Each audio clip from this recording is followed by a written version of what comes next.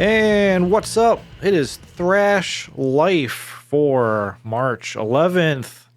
We have a guest today, Patrick Merson from the band No Moss. Familiar with No Moss? Yes, I am. No Moss, pretty cool band. We had a pretty cool conversation yesterday, actually, about, all the things we usually talk about, perspectives and such on music.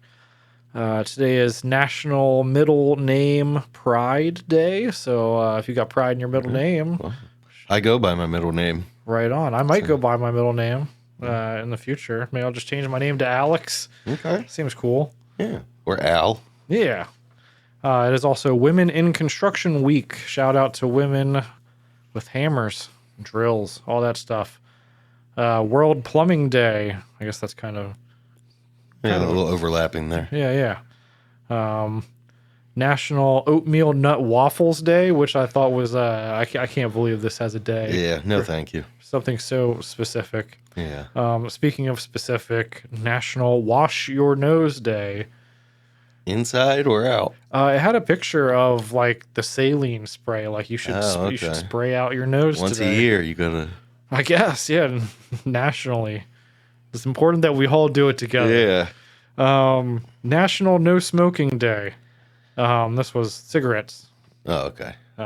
Say too late. Feet Week. So Quentin Tarantino, shout out. Rex Ryan, it's your week. No More Week, where you say no more, okay. I guess, to things. No more? Yeah. No mas? Yeah, true. School Breakfast Week. You ever get the school breakfast? I only got the school lunch. Yeah, I used to get it sometimes. Was it, what'd they have? It's usually like one of them individual cereal bowls where you pull the top off like a pudding. Okay. And I liked the orange juice because it was like super cheap from concentrated shit. It was like drinking battery acid, but it was so sharp. Yeah. You get a blueberry muffin too. That was another hit. Sometimes that cheap like state food just like, it just slaps different. They're like Mexican pizza and all that stuff, the sausage biscuit and all that. Yeah. Oh man, that was tasty. Yeah. Wish we could just go back to them days. I saw somebody made a Facebook post about trying to open a business based on selling school lunch. Yeah. I think that was John DeCampos. Yeah, maybe. Past guest. It is also Return Your Borrowed Books Week. So if you have returned, or if you have borrowed books, return them. I probably do. I have a problem. Every time I go to the library, I check out books. I renew my fees or whatever. I always have fees, and I get my card in good order. I check out some books. And I never return. I never return the books, and I never return to the library. It's just like a couple free books every time I, go every 10 years or so.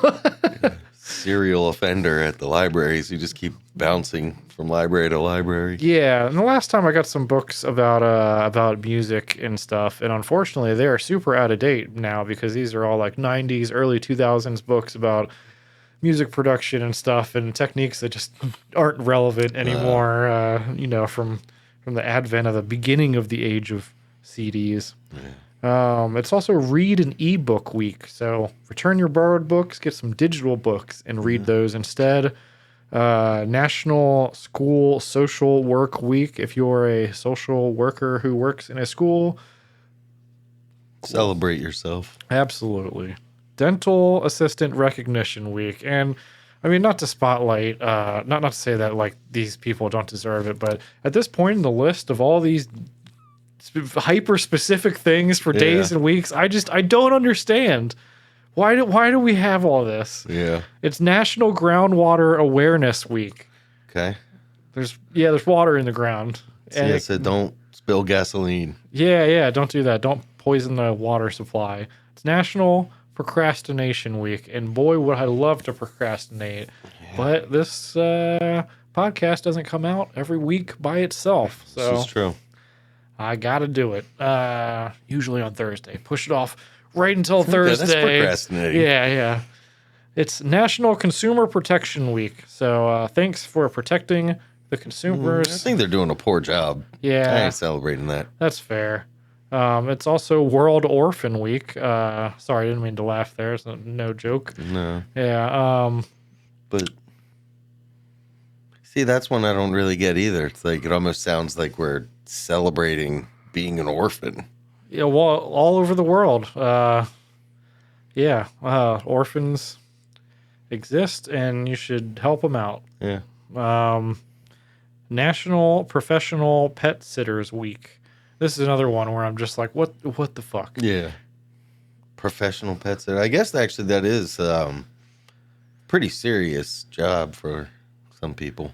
Yeah. Like I've got family that would take their dog to like a daycare. Oh, absolutely. Stuff like that. So I believe I have a family who's done the pet sitting in the past. yeah. And I mean, in my family, we all just pet sit for each other. So the professional pet sitter didn't really exist because we just all had pets. that's fair. Yeah. It's just wild to me that the cost of pets is so large, and the involvement in our lives. Yeah. So we have to like get sitters for the pets, and Yeah. I'm petless right now. So Wow. I look at this thing from a distance, and I'm just like, do I really want a pet again? I need a pet sitter. Yeah. Jeez. It makes traveling very difficult. Yeah. Unrelated, it is also Butcher's Week. So Don't butcher your pets. don't butcher your pets, but if you're a butcher out there and you like carving up the animals for the humans to eat, or I guess Yeah. the other animals as well, you can toss your dog a bone. Yeah, that's true. That comes from the butcher. And it is also British Pie Week. So Okay, so we had the Cornish pasties. Yeah, Now yeah. we're having British pie. yeah, all of the food. I'd like to know the difference between a British pie and any other pie. I don't know, but the British pie did look like it was in a big tin, and the Okay. pasty was like more like an empanada looking Yeah. thing. Most importantly, and I say this, that this is something you should all think about if you're listening to this podcast on the day that it releases, March 11th. It is 3/11 Oh, day. yeah. So I hope amber is the color of your energy today, and I Yeah. hope you get down, and all that stuff. Yeah. You got a favorite 3/11 song? Omaha Styley. Ah, yeah, that's pretty cool. The Grassroots album that had a topless woman on the inside. So when I was a kid, I had to hide that CD. Oh, yeah. It's always the thing, these bands sneaking in Yeah. stuff so that the fans, even the extremely young fans probably get a This hold of was something they pre-internet. shouldn't That was have, like yeah. rare to have a picture of boobs. Well, I probably had the parental advisory on the cover, so your Yeah. parents should have been looking out for that stuff, but, Yeah. just how the cookie crumbles, I suppose. Yep. That's why it was hidden. They don't. It's weird they put that parental advisory on it, but they'll still sell it to anybody. Yeah, a lot of times. I mean, when I was working at a record store, I'm not checking IDs for a No. record. Are you kidding me? Get outta here. Most of the time, you're thinking it's words anyway. Yeah. So I mean, so before we continue, how's the week been, man? It's been a week since we've been in here. This week was really good. Yeah, Yeah, nothing special. Just pretty good week. catching up on some TV, some music, anything like that. I started watching like Your Worst Neighbor or something like that on Netflix. It's like a new miniseries. Pretty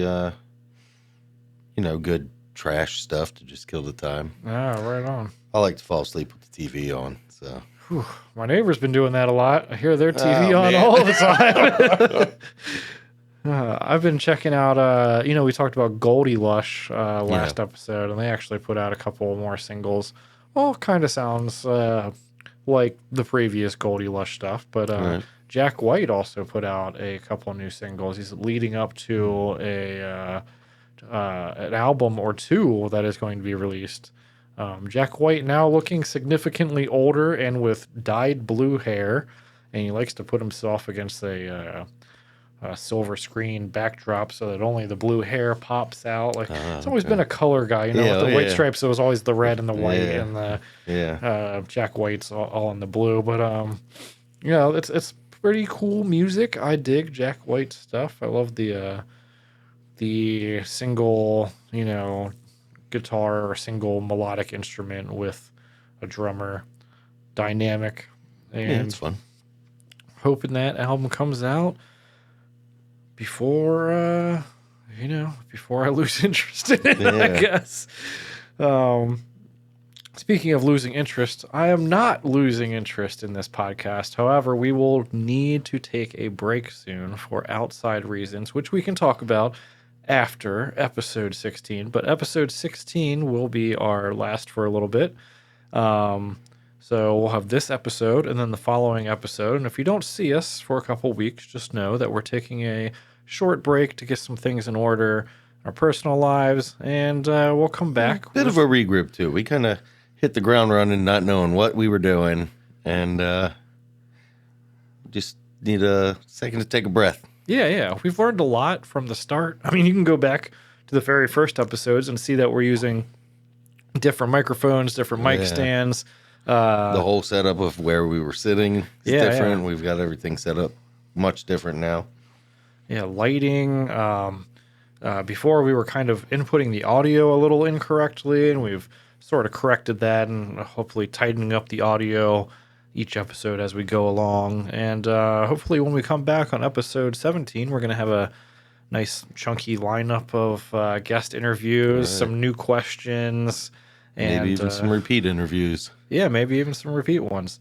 Next episode, we may talk a little bit about the lessons that we've learned so far and the questions and such that we've been asking and whatnot. And you'll just have to see. So tune in next week and you get a little bit of that. Last episode of season 1, I guess. Yeah, definitely.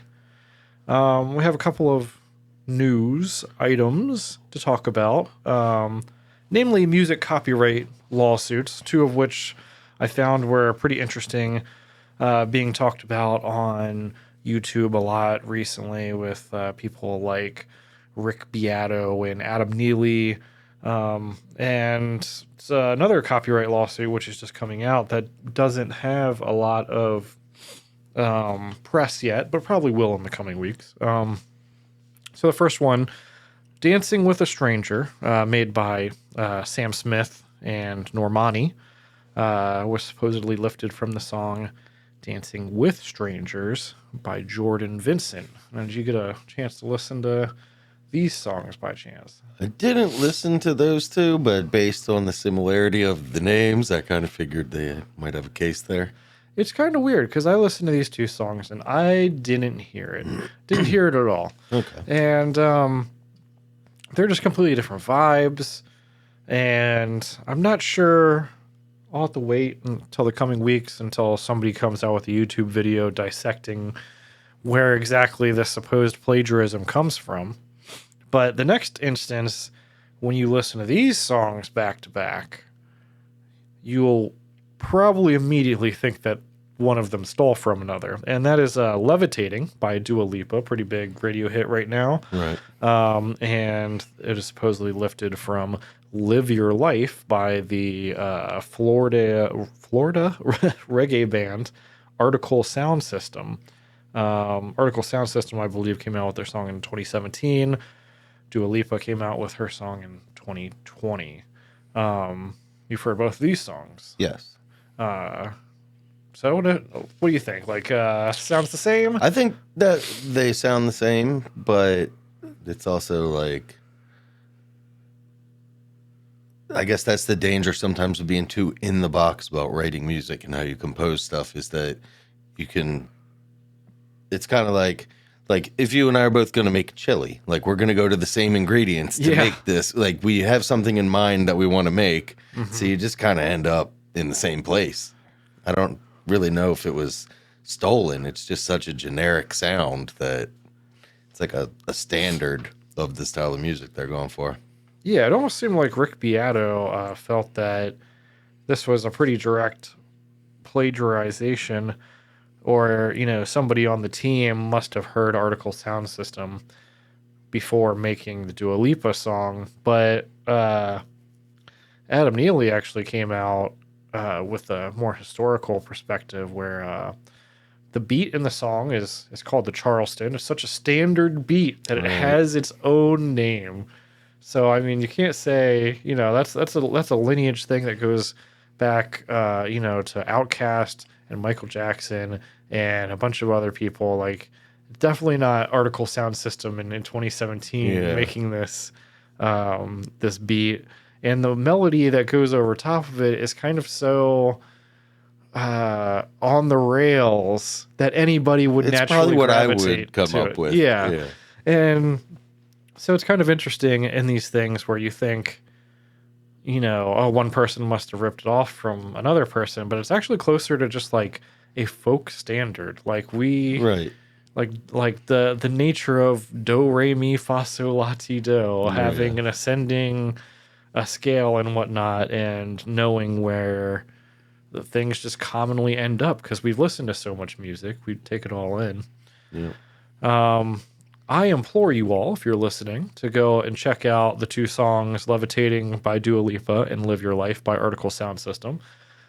Then go out and do a little more research and hear the Outkast song that Dua Lipa actually credited, which sounds exactly the same as the other two songs as well. And there's also a Jackson 5 song that has the beat, and many other songs have this. It's like so I forget who it is that is the original person credited with the song, but it was in like the early '80s. Was like a hip hop thing with the roof is on fire. Yeah, that's been done by like 10 or 12 bands now, and it's just like. It's just some things work their way in as just like a standard thing that people do. Yeah. So I'm not sure what's going to happen here. Obviously, a judge could rule either way, but we ask this question a lot on the podcast if we think songs have value, songs themselves. And it's kind of hard to pinpoint in situations like these where it does have some value. Obviously, Dua Lipa's making money off it, but does she certainly doesn't own what this music is. I mean, it's been around in multiple incarnations. It's just a new spin on an old tune, essentially. Yeah. How do you feel about that question? You've been asking a lot of people. For this reason, I don't really feel like the songs do have value, and I feel like they are part of a performance. Like I don't believe that a dance has value, and I think that like songs are very close to dances in terms of things that humans do communally as sort of an expression of a feeling, a time, and it's very hard to put a price on that. Like you can put a price on things, and in our interview when I talked to Patrick about this. He also, you know, brings up the physicality nature of it. Like something pressed on a nice record, you know, the record has value. Right. And certainly, you know, there should be some share of a profit generated when somebody else profits off of playing your music. So if they're using your song in a commercial or something, you should get That's pretty close to how I feel. I feel like the whole package has monetary value, but your songs are just your tools that help you make money. Like, if you're at work on a construction site, you're not going to get very much in return trying to sell your hammer to somebody, but you could use that hammer to make money. Yeah, definitely. Speaking of using hammers to make money, the Bunn is a YouTuber on the Red Button site, as we say, who is creating a series of videos, starting with a video called Starting a Sludge Metal Career at 50 Years Old. Okay. And so far he has 4 or 5 videos in this series as he's going through and, as the title says, trying to monetize his work as a musician, a solo musician.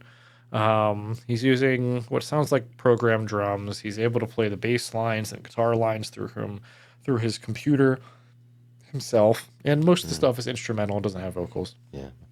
Doing his own mixing, mastering, He's going through each step and showing his strategies for trying to connect with the maximum audience possible, to sell music and merchandise through Bandcamp and like Shopify sort of web storefronts, and make a living as a musician. He lives in Toronto, and Good luck. yeah, I believe he said he has some neurodivergence as well that keeps him from maybe connecting to people as much as he'd like to. What do you think about the prospect? I mean, he said good luck, but it seems I liked it. I watched the video. I think everything that he says makes sense, everything he's trying to do, but I just don't think it's going to work. And it just goes back to, like, I guess there is, like, sort of a fascination on this podcast about the idea of making money professionally as a musician. It'd be nice if you could just select that as your profession. Yeah. But it's an uphill battle, I'd say. Yeah. His strategies don't seem, as the videos unfold, to be too different from a lot of things that other bands do. He deliberately does not focus on playing live because he doesn't have a band, obviously. And also, in this COVID climate in Canada, who knows what he can do up there. Yeah. But he is trying to do 24 songs in a year. So 2 songs a month released as singles, merchandise drops, and other things like that. And he's trying to get online with a production schedule. I think that's probably a good idea, to take as many swings at the bat as possible. At the same time, he is known as the baritone guy. I'm not sure if you saw any of his videos otherwise. Yeah. He is a guy who collects baritone guitars because he does not want to play a 7 or 8 string, but he wants to hit those low notes. So he gets a longer scale neck guitar and different gauge strings so that he could have the real blue, blue, blue, genty sort of sounds out of a 6 string. And so this guy is kind of already a YouTube personality on the baritone thing, has really good editing chops, has some Patreon supporters, and he's trying to jump up to the next level. I actually think a band would help him. I think doing it alone is a bit of a detriment. I think that this is a interesting stunt to get some eyes on him, and but I think he's still at that YouTube level where everything is generated off of the YouTube journey at this point. Like, I think more people are rooting for him as a YouTuber on a journey than they are necessarily as a musician with great music. And I guess time will tell how that turns out. And I mean, some of the songs are cool. They're just atmospheric, heavy, post-metal sort of things. And generally, we're thrashers. I just want to hear about tanks and stuff like that. Some energy. Yeah. So, especially without vocals, he does talk about the art direction, aesthetic of his music a little bit in that video as well. And it just, it's cool. I mean, it's the same as, obviously, a lot of instrumental bands, I guess like Periphery, Pliny, a lot of things that are recommended to me on Spotify do pretty well through this sort of thing. YouTube first, video first, I guess, behind the scenes first, maybe approach. I would like to check in on this in a couple episodes and see where he's at. And, if you are listening to this and you check it out, I'd also like to hear what you think and hear your opinions in the comment section or whatnot. So, friend of the show, Michael C. Hall, you remember Dexter we've talked about. Yeah. Did you ever get around to watching that new one? I did not. No, not yet. Okay. Well, for those interested, Dexter has come onto our radar again because he apparently is a musician of sorts. He's got a band with members of the Wallflowers and Blondie Okay. called Princess Goes to the Butterfly Museum. All right. And they've been, I guess, pushing their material lately because they're going on a West Coast tour. But so it came across my radar. I checked it out. It's absolutely terrible. Not a good actor to band experience. Like I just when I can't shake that he's Dexter. Yeah. And so he's trying to do this whole like David Bowie vibe with like weird makeup and like eccentric dancing, and it just looks like a super extra creepy serial killer. It's just not like what I think he's actually going for. My mental image is like Dennis Reynolds from It's Always Sunny in Philadelphia. Yes, dude. Very much. Okay. It's like 80s synth wave type stuff. Okay. And he's just the singer. Right on. So check it out. It's interesting. Well, let's go ahead and get into the interview now. Our guest, Patrick Merson. Great interview ahead. Please check it out. We'll follow up with you on the other side.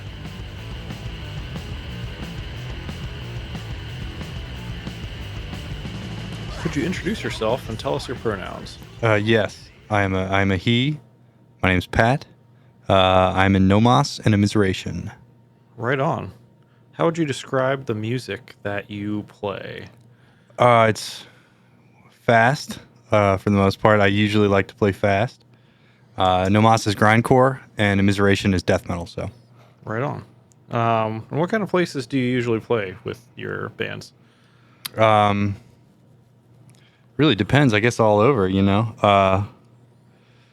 all over now, since Nomos is getting to be a little bigger than some of my other projects, so we'll go anywhere that they tell us to go.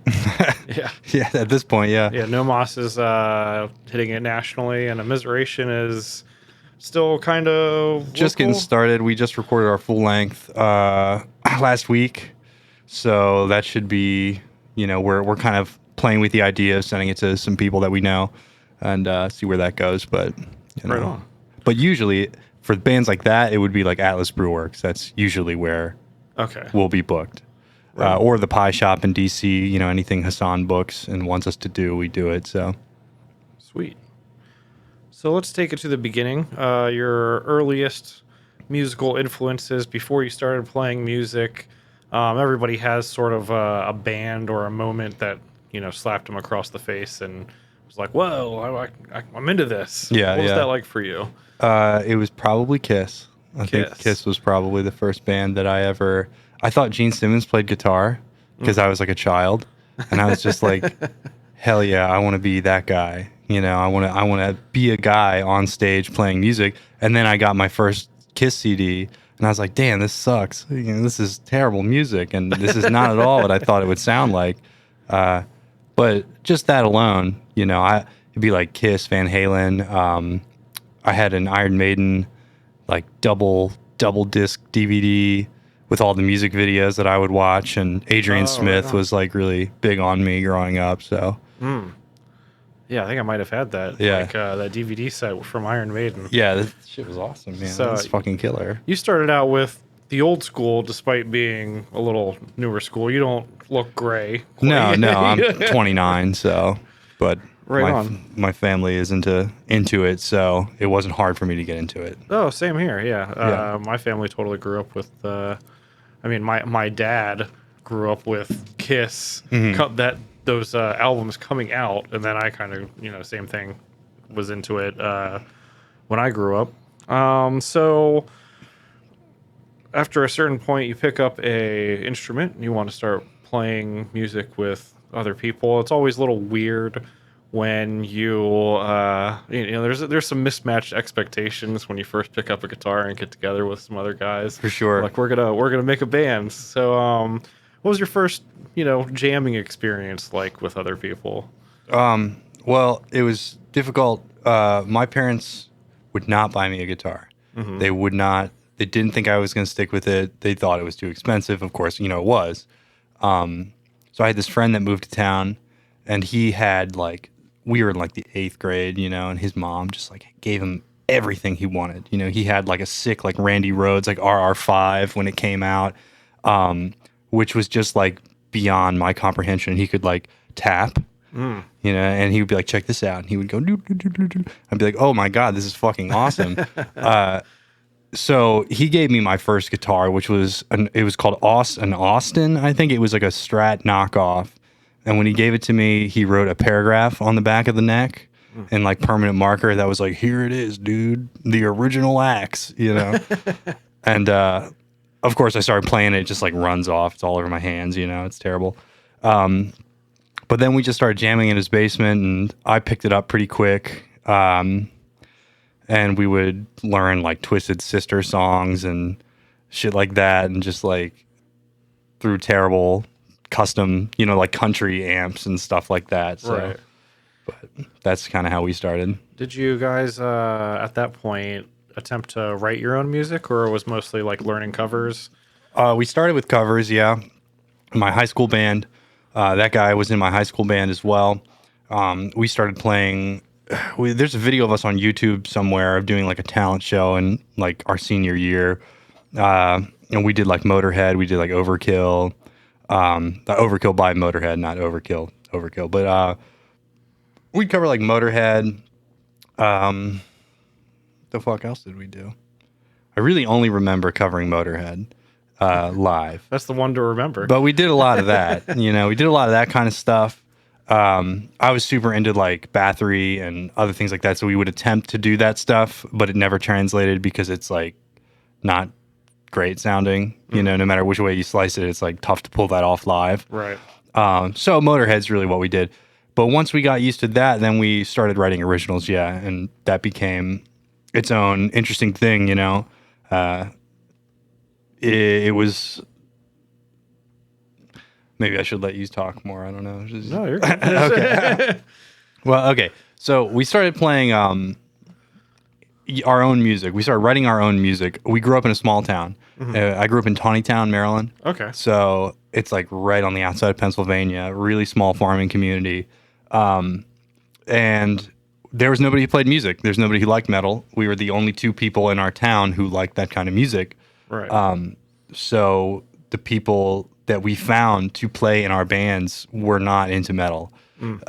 So it turned into this like the drummer was into like Nine Inch Nails and like Radiohead, but was an amazing drummer, was just like a good percussionist. So it was like, okay, he can teach us how to play rhythm better in different time signatures, because he was into like Tool and stuff like that. And then the keyboard player was like also this like electronic music, like he basically played guitar on his keyboard. He was a keyboard player, which was kind of sick because like I like a good shreddy keyboard once in a while, Yeah. So we couldn't find a bass player, so we got a second keyboard player. So we had 2 keyboard players, a drummer, and 2 guitar players, and no vocalist. And we wrote 8-minute instrumentals where we just traded off solos and stuff like that, and it took off. I mean, people liked it, and we got booked, but like, it could only go as far as something like that could go, Right. which was not very far. So.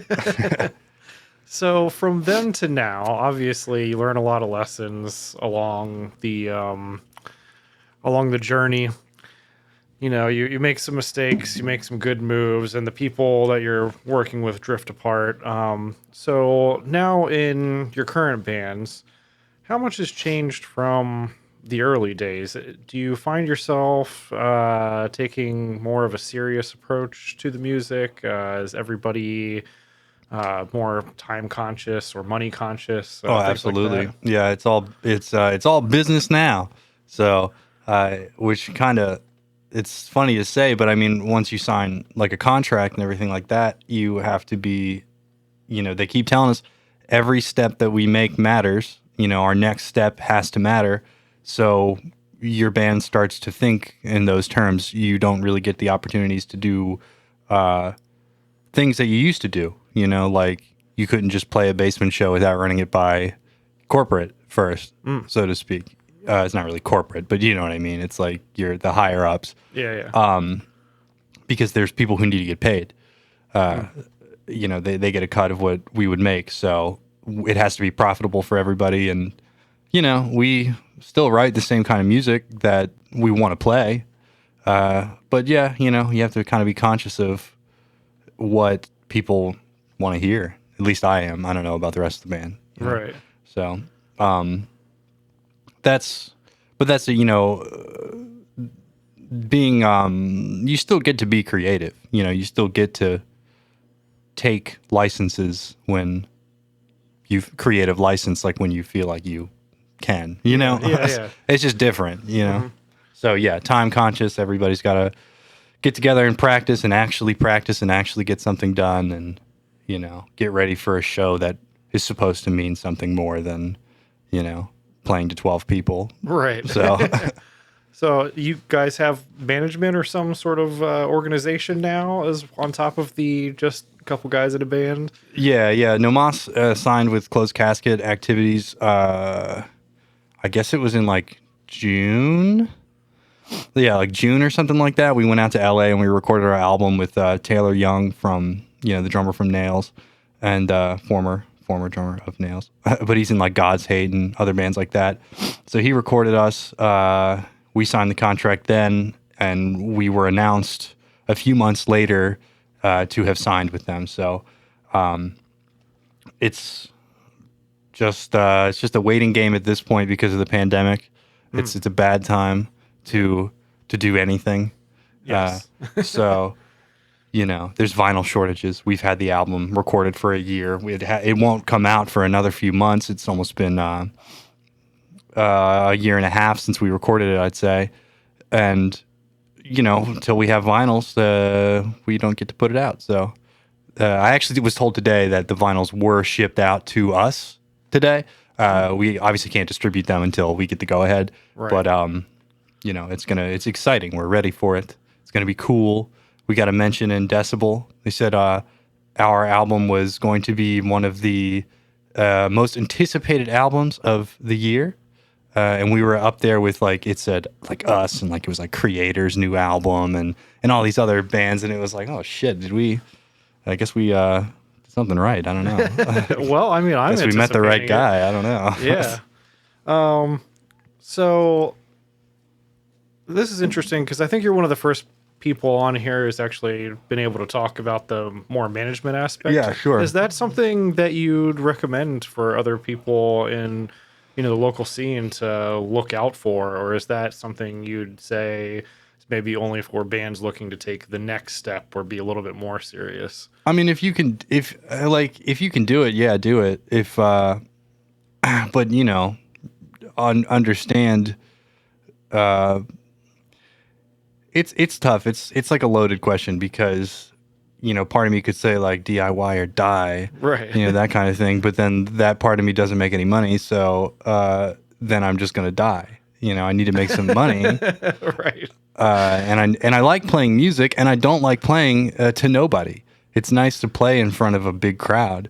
The way you do that is by being good enough to get with some other people who are good enough to make some music that's good enough, and then you're out there playing to more people, right. And you get paid doing it. So, hell yeah, do it.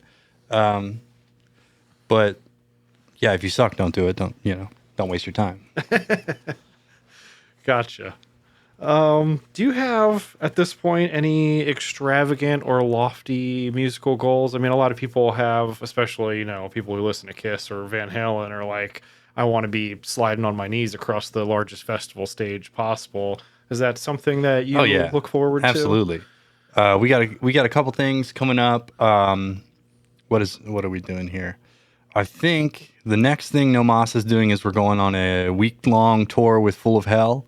So that'll be pretty cool. We're doing up to, I think, Maine and then back down. But that should be pretty cool. I mean, of course, that's going to be bars, but, we've got Maryland Death Fest that we're going to do.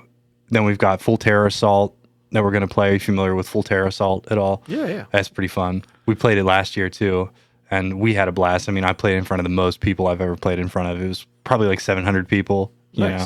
I mean, that's pretty good for grindcore, I'd say. Yeah, definitely. So it was, and just starting out too, I mean, but I love that. I love the more people, the better. It's just, I want to play on a big stage. I want to play outside. I want to play in front of a bunch of people.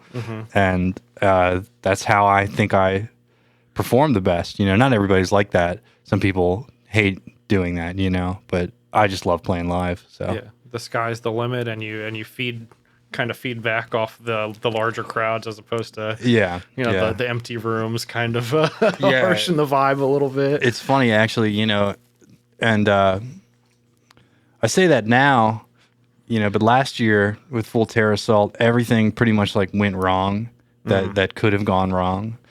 For me, at least, everybody else was like fine, you know, and I'm like worrying about everybody else. I'm like running around being like, oh shit, like Roger left to go get like Twisted Tea or something, our vocalist, and this place is in the middle of nowhere, so he's got to drive like 10 miles out of the woods just to get to civilization.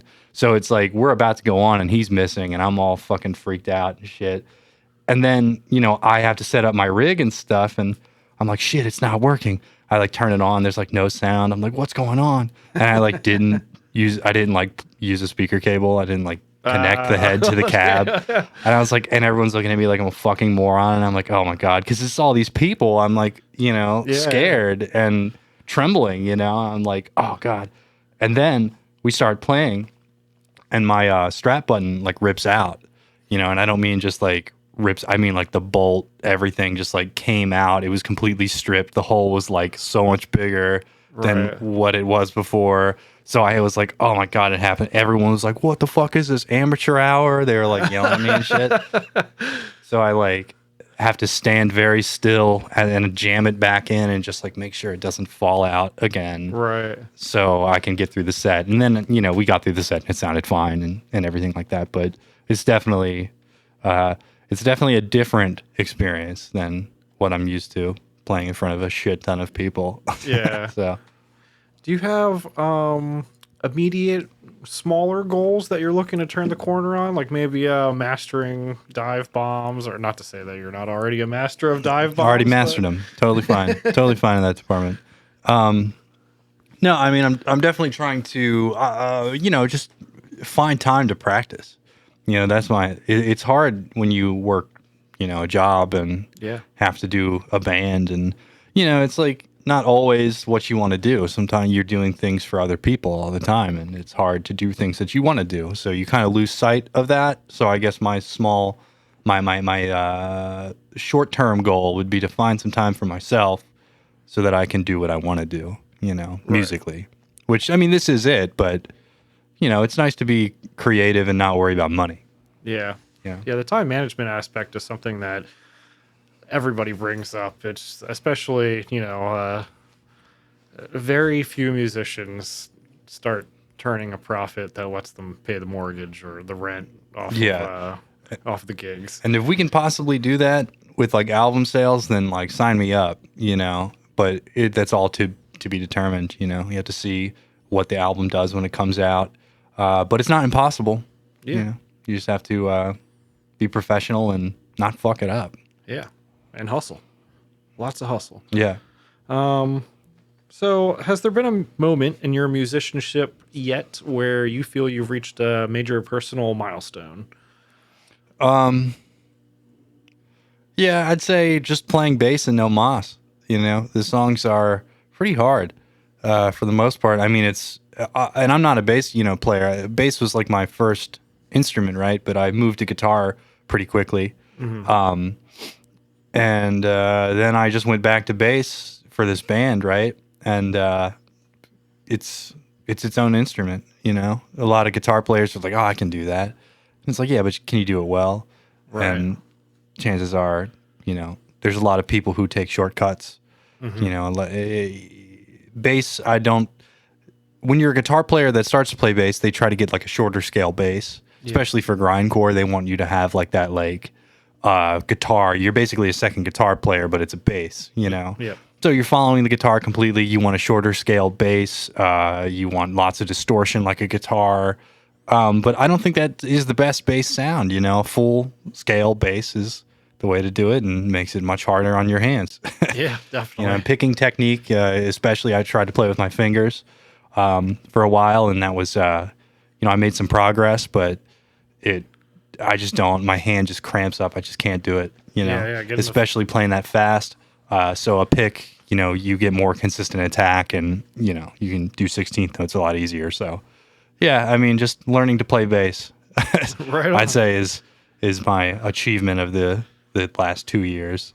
Yeah, I totally agree. Bass is a different instrument. The spacing on the strings is everything. Going between bass and guitar for me now is really weird because I feel like I can fret a chord on a bass a lot easier than I can, once I get back on the guitar. It's like, what are these strings? Are they for ants? Well, that's kind of how it feels too, and I'm traditionally more of like a shreddy kind of guitar, like lead guitar player was the idea. Now I'm playing bass, and it's kind of, just teaching me how to hold down the line between melody and rhythm. Right. And that's more important than shredding. Definitely. In any context, in my opinion. So being a team player. Yeah. So I'm not sure how much creative control you have in terms of no moss over the imagery or lyrics or direction, but just in general, I suppose, when it comes to creating your music and art, are there subjects that you won't personally touch for any reason? Not necessarily. I mean, No Moss, they've got songs like, Police Brutality and just a song called Fuck You, So it's like they touch on a few other. Let me rephrase that. The way No Moss works is John, the guitar player, writes the riffs. Henry, the drummer, sometimes arranges the riffs, and Roger writes the lyrics. So a lot of the lyrics are kind of based on Roger's personal experience. Whether that's with like mental health, usually it's focused on like mental health issues. Other than that, I mean, no, I think that we're not really afraid to say what we want to say, but I think the trick is like figuring out what you want to say, right? And make sure you're direct with it, and you leave no, open spots for interpretation. It's like, no, this is what it is. This is what we're saying, and if you don't agree, then we will talk about it on the forums. Right. I don't know. But do we want to do that now? Not really. It's a waste of time. I just want to play music, for the most part. Do I have a political agenda?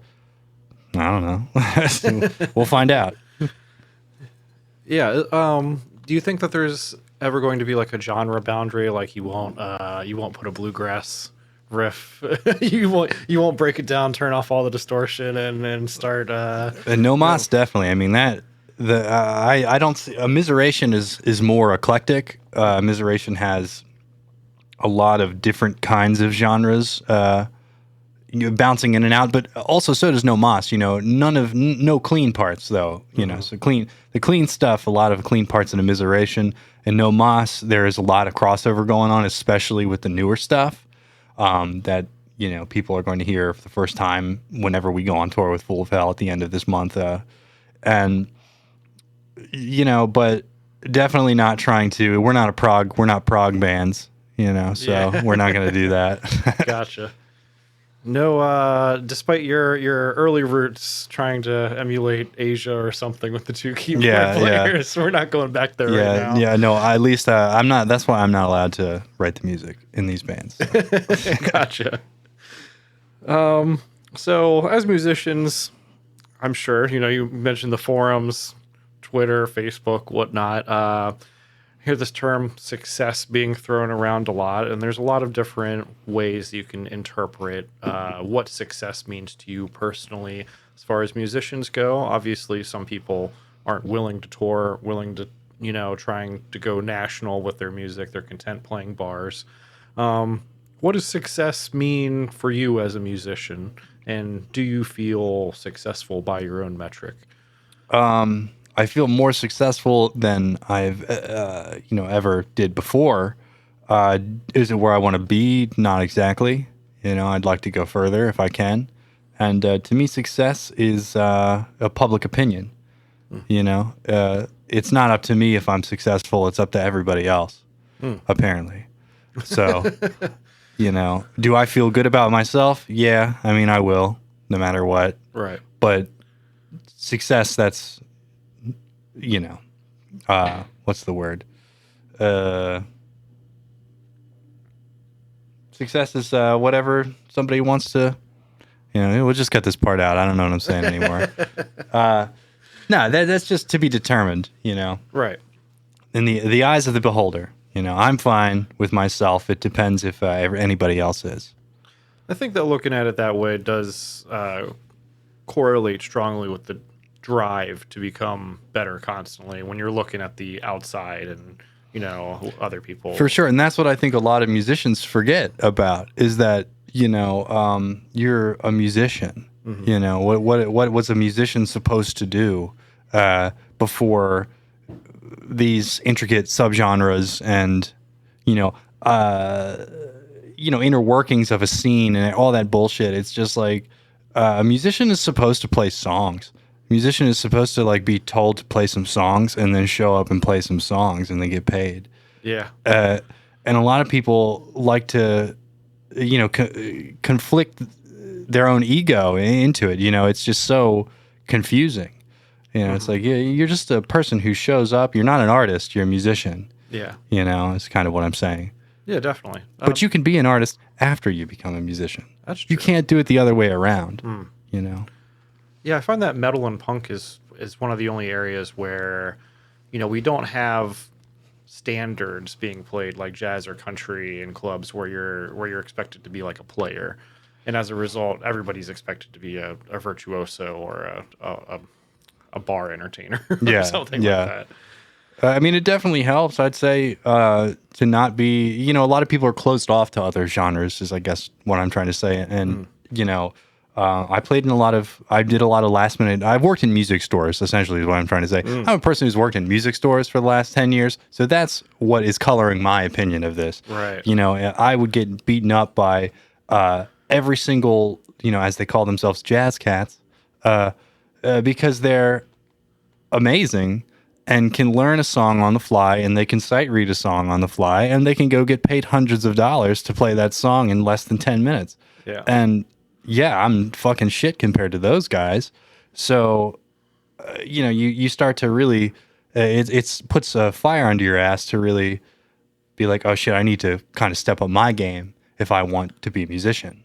True. Because that's what a musician is. Yeah. So, sort of related to that, what do you feel is the most difficult part for you about being a musician? Working with other people. It's always going to be the most difficult part of anything, for me, at least. I like working with other people, but it's a set of challenges that it's its own thing. You know, it's the meta game. You know, yeah, I can play music, but can I work well with other people? Like that's, Yeah. You know, they all have their own personalities, their own artistic identities, and it's going to be that way as long as I play music, which makes me question it sometimes. Especially with the plan to go out on tour and stuff and being stuck in a van with some people for... I don't mind that as much. You know, that's kind of fun sometimes, you know, but getting there is the hard part. Right. You know, having being tight enough and coming up with a product that's worth taking on the road. The work itself. Yeah, the work is the hard part. Yeah. Sitting in the van is the fun part sometimes. True. So we are both, I assume, very aware of Napster, Kazaa, LimeWire, the fall of the record industry, tape industry, CD industry, and the devaluation of music down to nothing, and then the revaluation to Spotify's 0.002 cents per play stream rate, or if you're lucky, some Bandcamp Fridays or whatnot. The value of music is very nebulous right now, and with that in mind, I wonder, do you think that the songs themselves have monetary value? Like a song on its own? Yeah, like say you record a song and you have a recording of just one song. Do you believe that in some way that song is worth money, and what's the attribution of that? How do you figure that out? Well, I think a song is worth about 99 cents in today's market on the iTunes library. So, do I think a song is worth $1? Yeah, I guess. I wouldn't pay $1 for a song personally, Right. But I so let me think hard about that question. It's a little confusing. Do I think a single song has monetary value?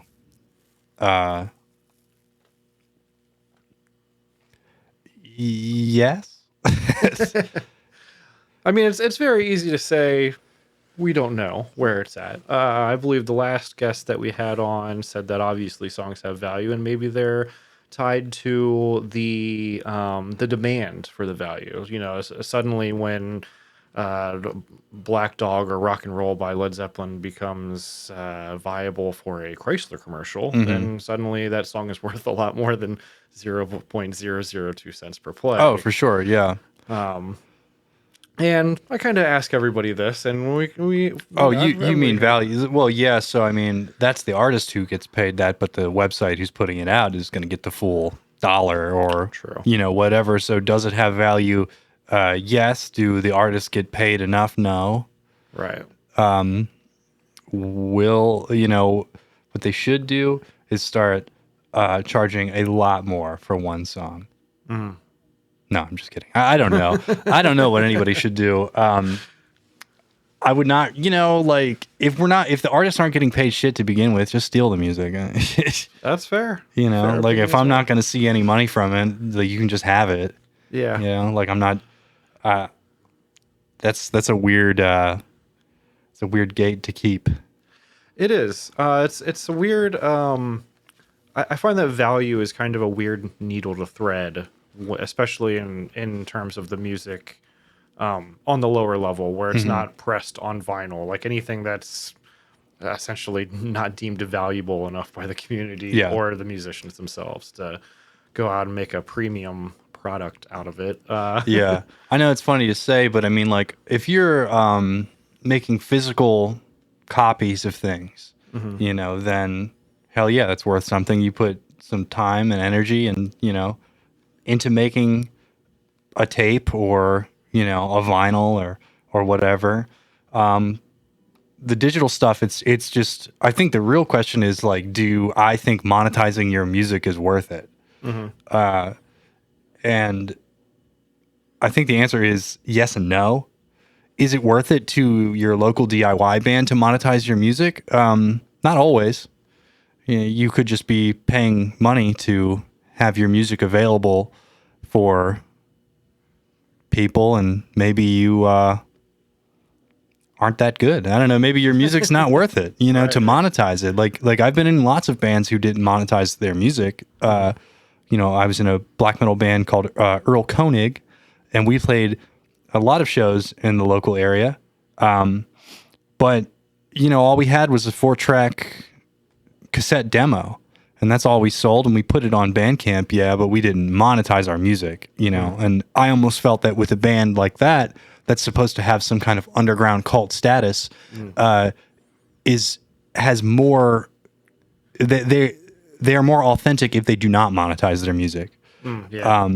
I let other people do it for me, so like we made the tape, it starts to circulate, people in other countries get wind of it because people who got the tape put it on YouTube, so we don't get money from that, of course, but we're not going to get more than a couple hundred views, but we might get the attention of a small label or a distro in, England or something who wants to do a run and send out the tapes. And then that's when you decide to monetize the music. I think that's a good way to think about it for people out there who are on the cusp of possibly monetizing. To see if people like it first, and if you think that, if you're going to come out of the gate and just be like, I'm calling Apple and Spotify, and they're going to put my music out, and they're going to steal all of the money I'm ever going to, it's just like a Facebook post for somebody to be bitter about.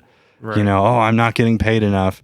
Well, your shit sucks and you did the wrong thing. Like, you could make money. You could make something that's good and sell it for $10 for a copy, and then you can make $30 one day. Yeah. By selling 3 copies, and then that's more than you'll get paid in a year from Spotify. So do that. Yeah, that's fair.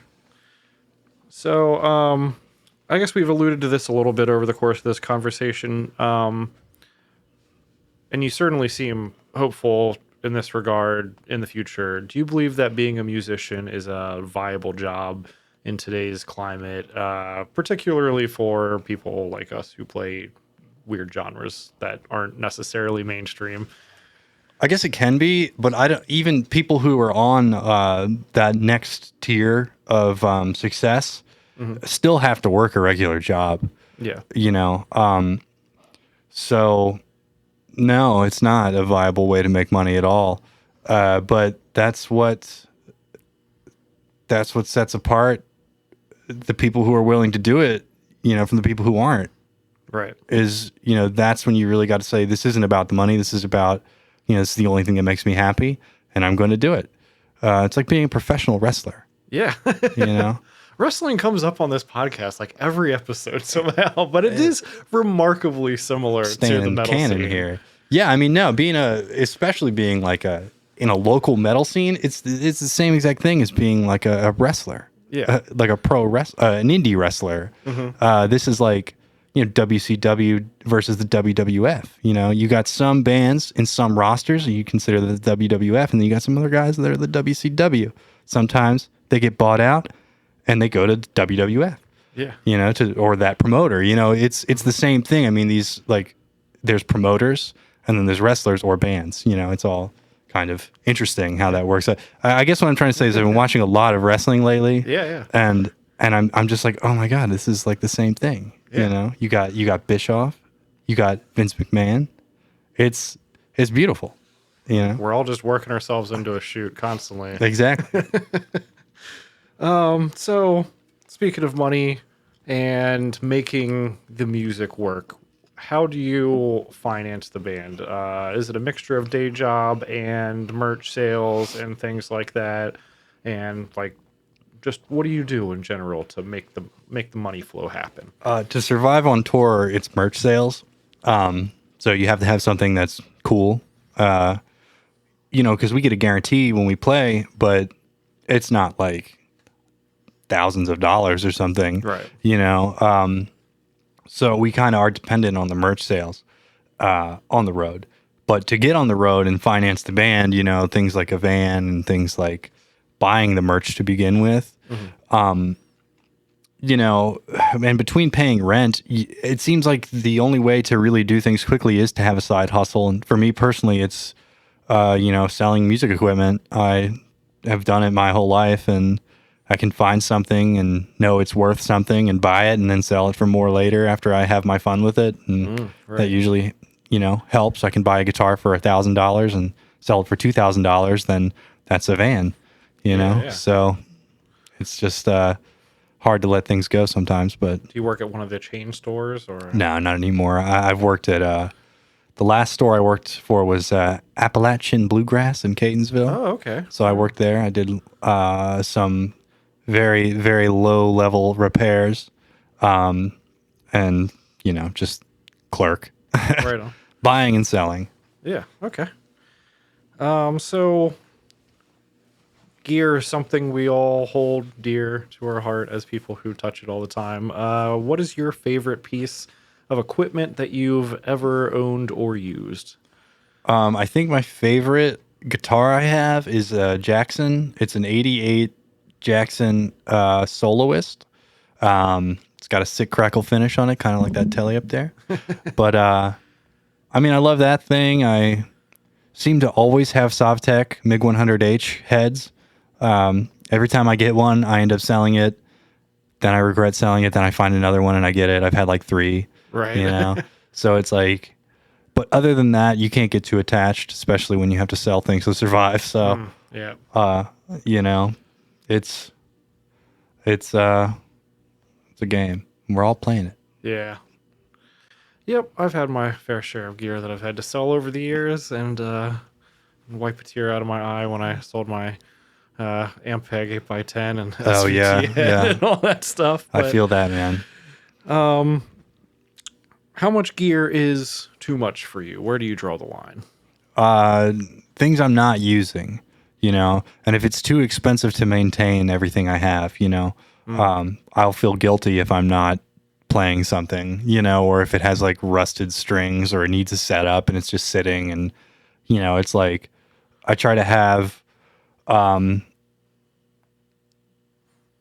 about, I feel like 5 guitars and 5 guitars and bass, like all like maybe like 2 basses and like 4 guitars or 3 guitars or something like that. Yeah. It all depends on what you're using them for.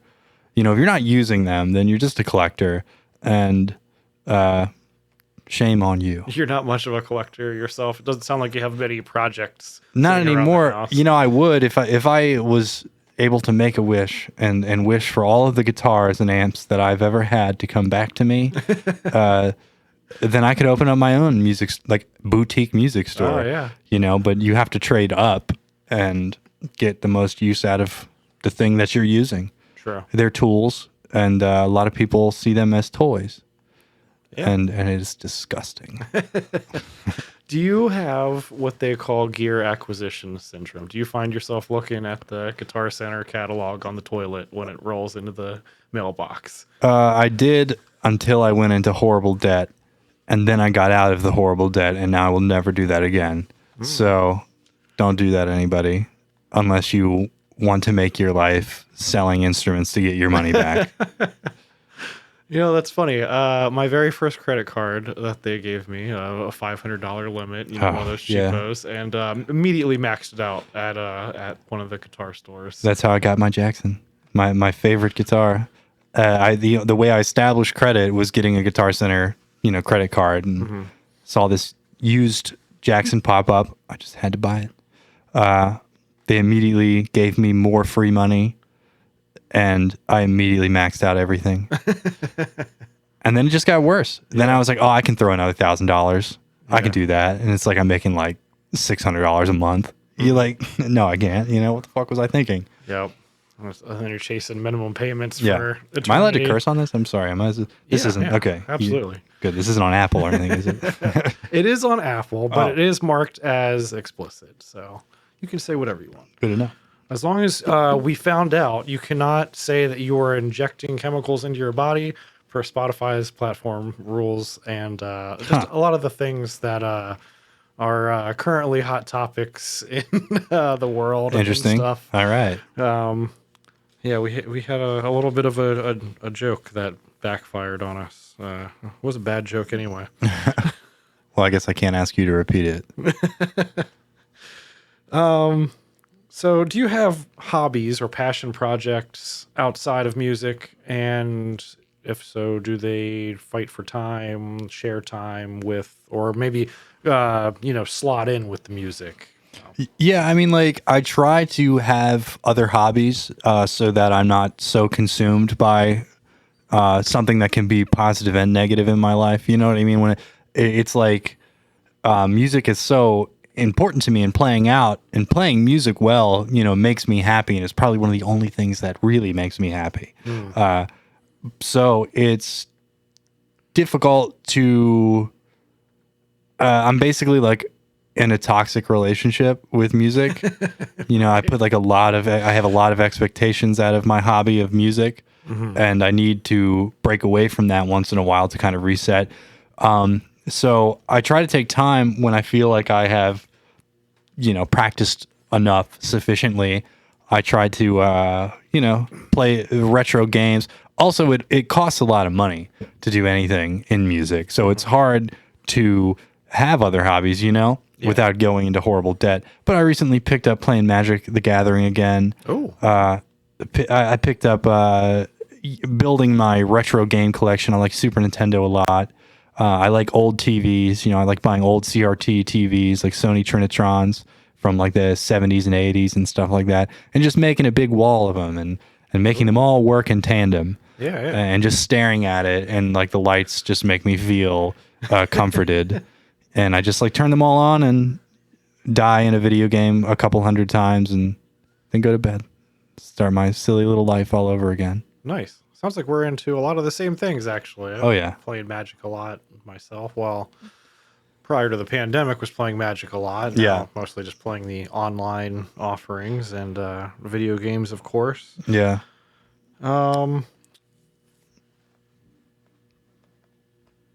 Tell us, podcast viewers, listeners out there, we'd like to hear about the most recent project that you have and where people can find it on the internet. Okay. No Mas you can find on Instagram at No Mas Grind. I think that's what it is. It's on Spotify. It's like No Mas, I guess. No/Mas.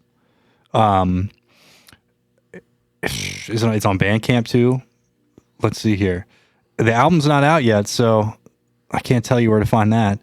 Immiseration is also on Bandcamp. Immiseration. Let me I think it might be like Immiseration MD. something like that. Let's see. Immiseration. How do you spell that? Asian. Bandcamp. Okay, let's see what the link is. Yeah, but we've got like a demo out called Alienation of Humanity. Yeah, you can just search Immiseration on Bandcamp, and that's us. That full length was just recorded, and we're throwing it around to some other people. I might have to go in and record some solos again. I do guitar in that, I should have mentioned. But that should be out probably in the next 2 months, I'd assume, unless somebody has interest in it and then wants us to wait longer to put it out. So, but yeah. As a final question, since you are a bass player, and I forgot to ask this earlier in the gear segment, strings, flat, round? Definitely not flat. Not for grindcore. You don't want to get the speed, that silky smooth feel? Oh no. They're just dead. They're too warm, they're too dead. You need a bright grinding sound. Right on. So you need the rounds. Not the rounds. You don't want rounds. Flat rounds. You want rounds, you don't want flat wounds. Yes. Rounds? Is that what they call them? Yeah, one's got the tiny wire and the other's kind of plated. You need Flats are plated. wound strings, not flat wound strings. Yeah. Nickel wound strings. It doesn't matter. Just don't play flat wounds. You know what I mean? That's not a good idea. Right. Well, you heard it here first. Yeah. Or last. Don't play flats for your grind fans. Well, thanks a lot for coming in and talking about all the things that we usually talk about. It's been great having you. And I know we had to reschedule once to get you in here. I think you're the first person who's successfully rescheduled post That's good. pandemic nonsense. So I'm gonna dip my toes in this podcast idea. I might start my own soon. Who knows? Right So on. let's figure it out. Yeah. Thanks for having me. look forward to it.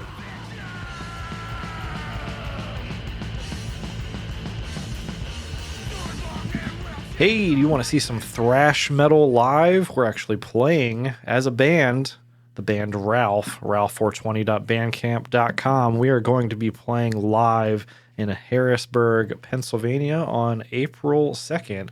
The club called JB Love Drafts with a number of other thrash acts, such as Morbid Cross, Bastard Cross, and Electrocutioner.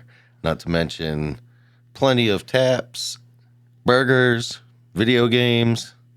Oh yeah, this place is a pretty cool. I'd call it a hole in the wall, but it's actually Just because it's small, it's a actually very a really well nice dressed place. Yeah, yeah, definitely great food, great drinks, free show for 21 and up. Yeah, definitely in a nice area of Harrisburg as well. That's South Central Pennsylvania. For those who are interested, I hope to see you there. Yeah.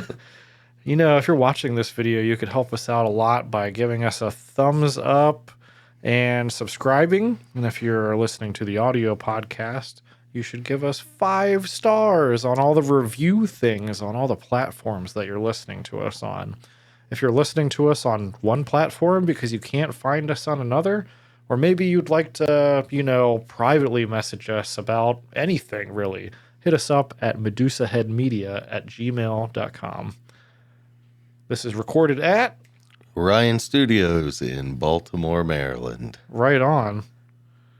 Thank you to Kyle. Thanks, Kermit. Sorry. Oh, geez, Kermit is out today. Yeah, Kermit's having a day. And thanks a lot to Patrick for coming in, talking to us about all this cool stuff. As always, thank you to our listeners, watchers, for checking out this video. Please, when you hear about the new No Moss record, go and check it out. We'll follow up on all that stuff in the future, and have a great day.